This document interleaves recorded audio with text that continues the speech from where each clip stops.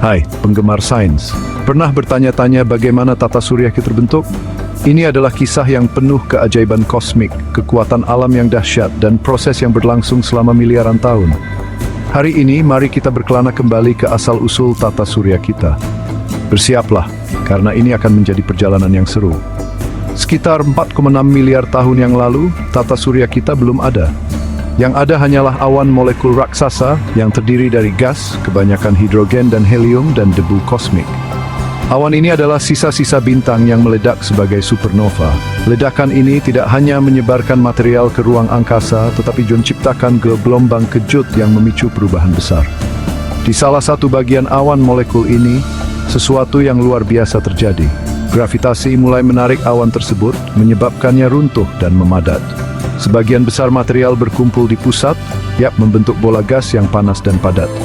Akhirnya, tekanan dan suhu menjadi sangat tinggi sehingga reaksi fusi nuklir dimulai. Inilah kelahiran matahari kita, pusat tata surya kita. Matahari muda dikelilingi oleh piringan gas dan debu yang berputar yang dikenal sebagai piringan protoplanet. Piringan ini adalah bahan baku untuk membentuk planet, bulan, asteroid, dan objek lain di tata surya. Di dalam piringan protoplanet ini, partikel debu mulai saling menempel karena gaya elektrostatik. Seiring waktu, gumpalan kecil ini tumbuh lebih besar melalui proses yang disebut akresi. Gumpalan ini akhirnya menjadi planetesimal, benda padat yang bisa berukuran beberapa kilometer. Planetesimal bertabrakan dan bergabung membentuk objek yang lebih besar. Beberapa di antaranya tumbuh menjadi protoplanet, blok bangunan planet. Di dekat matahari, suhu tinggi menyebabkan material yang mudah menguap seperti air dan gas menguap, meninggalkan material padat seperti logam dan silikat.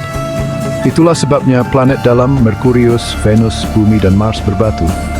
Di tata surya bagian luar, suhu yang lebih dingin memungkinkan gas dan es menggumpal bersama, membentuk planet raksasa seperti Jupiter, Saturnus, Uranus, dan Neptunus. Jupiter, planet terbesar, kemungkinan terbentuk pertama kali dan memainkan peran penting dalam membentuk tata surya dengan gravitasinya yang kuat.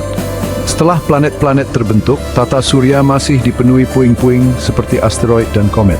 Periode ini yang dikenal sebagai pengeboman berat akhir terjadi sekitar 4,1 hingga 3,8 miliar tahun yang lalu. Selama waktu ini, banyak asteroid dan komet membombardir planet dalam, termasuk bumi, meninggalkan kawah besar, dan mungkin membawa air dan molekul organik yang jadi blok bangunan kehidupan. Setelah pengeboman berat akhir, tata surya mulai stabil. Planet-planet menetap di orbit yang relatif tetap, dan sebagian besar puing-puing kosmik dibersihkan. Matahari terus bersinar, menyediakan energi ke planet-planet di sekitarnya. Bumi dengan kondisi uniknya mulai mengembangkan atmosfer, lautan, dan akhirnya kehidupan. Salah satu peristiwa penting dalam sejarah tata surya adalah pembentukan bulan. Menurut teori yang paling diterima, bulan terbentuk ketika sebuah objek ukuran Mars bernama Theia bertabrakan dengan bumi muda. Tabrakan ini melemparkan sejumlah besar material ke orbit di sekitar bumi, yang akhirnya bergabung membentuk bulan.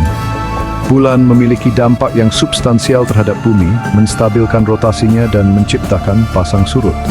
Saat ini tata surya kita terdiri dari matahari, 8 planet, 5 planet kerdil masuk Pluto, lebih dari 200 bulan, dan jutaan asteroid dan komet. Masing-masing objek ini memiliki cerita dan sejarahnya sendiri, tetapi semuanya terhubung oleh asal-usul mereka yang sama dari awan molekul purba. Terlepas dari pengetahuan kita, banyak misteri yang tersisa. Bagaimana tepatnya planet raksasa terbentuk? Apakah ada planet lain yang menghilang? Bagaimana kehidupan dimulai di bumi, dan adakah kehidupan di tempat lain di tata surya? Tata surya kita adalah hasil dari proses kosmik yang kompleks dan menarik. Setiap planet, bulan, dan asteroid adalah saksi bisu dari sejarah yang dimulai miliaran tahun yang lalu.